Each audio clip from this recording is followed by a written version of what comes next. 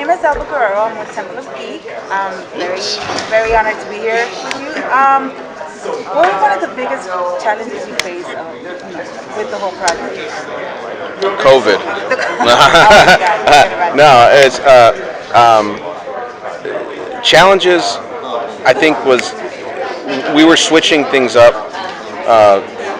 pretty heavily. I think story-wise on this one from what we had done with the last film, which was kind of like a big dumb action thing that we did, and doing something that was a little bit more like personal, smaller, more kind of intimate to some degree.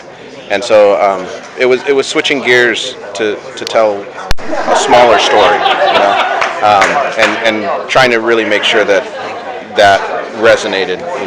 It's the reason why I wanted to direct this one myself.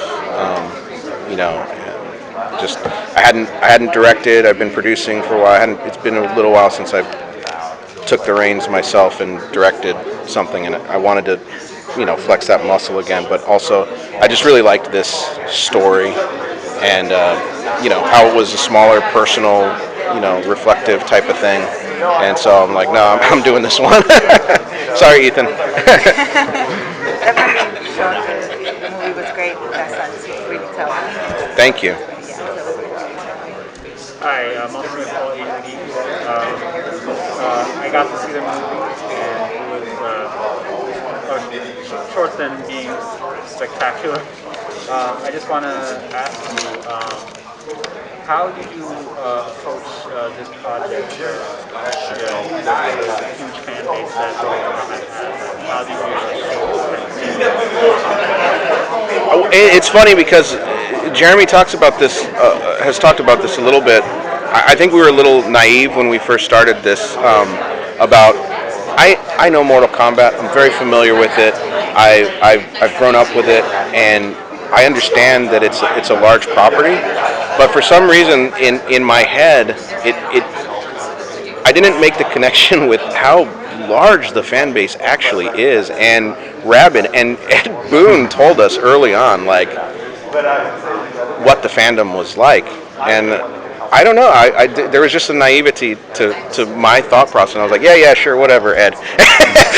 Yeah, I mean, we should have listened to it. But honestly, like, I can't think about that. I love this stuff too, and I want to make stuff that I feel is that honors the source material and that is genuine in that regard. And I can't think of what the fans want, because it would be paralyzing to me in a way, I think, So I just hope that what I like to see and what we want to do with it is reflective of what the fans are into too. And the other thing too is, like, we did the first two films, and they're very much based on the games as we know them. I mean, there are little differences here or there, but like it's the tournament. It's the stuff that everybody's familiar with, and then with this stuff, it's like I wanted to take it and do something new with it, because I really think that Mortal Kombat is the sort of property that can lend itself to telling any sort of story and exploring any one of those characters as like a main character. And so I kind of wanted to push that door open here and say, like, we're moving away from the tournament constraints, and it's still set in this universe, but we can do whatever we want now, within the lore. I mean, I still want to tie it all together and make sure that it's authentic. Awesome. Yo, Almega Comic Crusaders, what's up? Good to see you again. Love the flick, thank you. You keeping busy. I am keeping busy, yes, very busy. Good on you. You're doing some fire work. Thank you. This movie felt very spaghetti western to me. Yes. So, were there any inspirations behind that? Of course. That you explored? Well, Fistful of Dollars is one of my favorite films. Of course, The Good, the Bad, and the Ugly, and Unforgiven. I told everyone when we first started this, I'm like, we're basically making like Unforgiven or Logan or something like that has, yes, it really does. To me, this was my opportunity to I like to change things up. This was my opportunity to make a spaghetti western / Mad Max flick. tied into the Mortal Kombat universe. Yeah. Blind Adam, Comic Crusaders. How did you come up with the title Snowblind, and what's the meaning behind it? Okay, so titles aren't my favorite thing to deal with. Honestly. No, because the title is what actually when I wanted to check the movie out, is what drew me to it. The Good. whole concept of the I'm a seeing eye sword. Where do I sign up for that? Well, I think very, very, very obviously it ties into the Kenshi notion and Sub-Zero, right, and the binding of those two things, and so I think that's kind of where that came from. But really, I come up with a list of a ton of titles that we could possibly, use for this thing, and we run stuff by NetherRealm, and it goes through a whole thing, and to me, the title of the film, it's for me, it's I put everything that I have into making the film. The title to me is like, if it has that effect, I think I'm not a good judge on what's going to connect in that way. So I want it to be seen by the widest audience possible.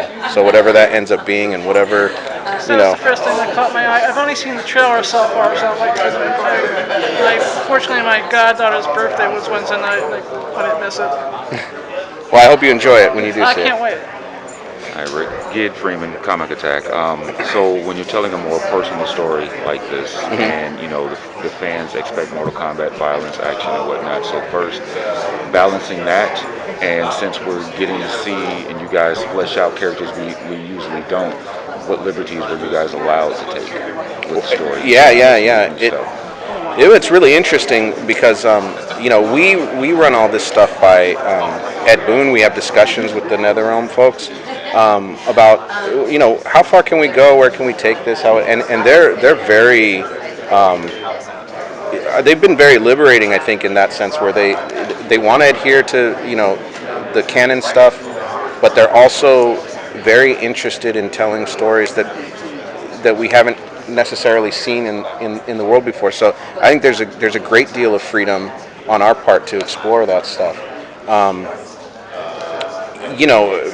For this film, it's kind of like I was saying, I wanted this to be the thing that shows. Have we all seen the film? I have. Yes, we have. Okay.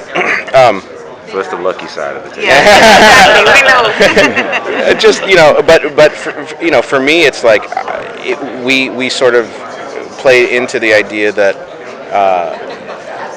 when you play the game, whoever your favorite character is, everybody has a favorite character, and we're not ever going to be able to, I don't know, 50 years down the line, maybe we'll have covered everyone, but you're never going to cover everyone, right, in a really specific, personal way. But my feeling is like, you beat the game with Liu Kang, and it's like, okay, that's the ending. Is that the real ending? I guess what's the real ending? What's the real character ending? What's the lore version of it?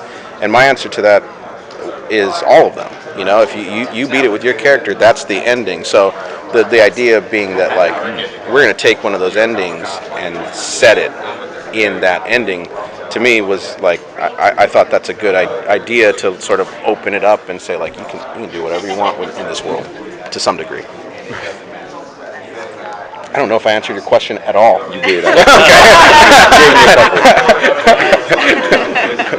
Without spoiling too much. Okay, Yeah. good. All right. Is that our 2 They're minutes? probably going to move me on. I don't know. So I did want to ask, did you have a favorite playable character in the game itself growing up? Yeah, Sub-Zero has always been my guy. Yeah, well, you know what? It's because his moveset was the easiest for me to pull off. So I could just, I played Street Fighter, so I could make the half circle movement or whatever. But but now, the combos are also complex, and as I get older, I just can't. I just can't keep up with it all. It's crazy. So my nephews, they get me, and then they start juggling me up in the air, and I'm just like, okay, whatever's happening here. That's right. Yeah. Excuse me, Rick. Yeah. How accessible is the movie to someone who's never experienced anything Mortal Kombat before?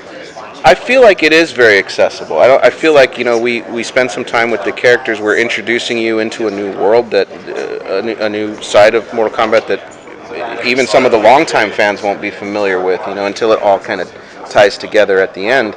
But no, I do think it's accessible in that it's an R-rated, like, very violent film. What was one of your favorite parts of working on it? I mean, knowing that,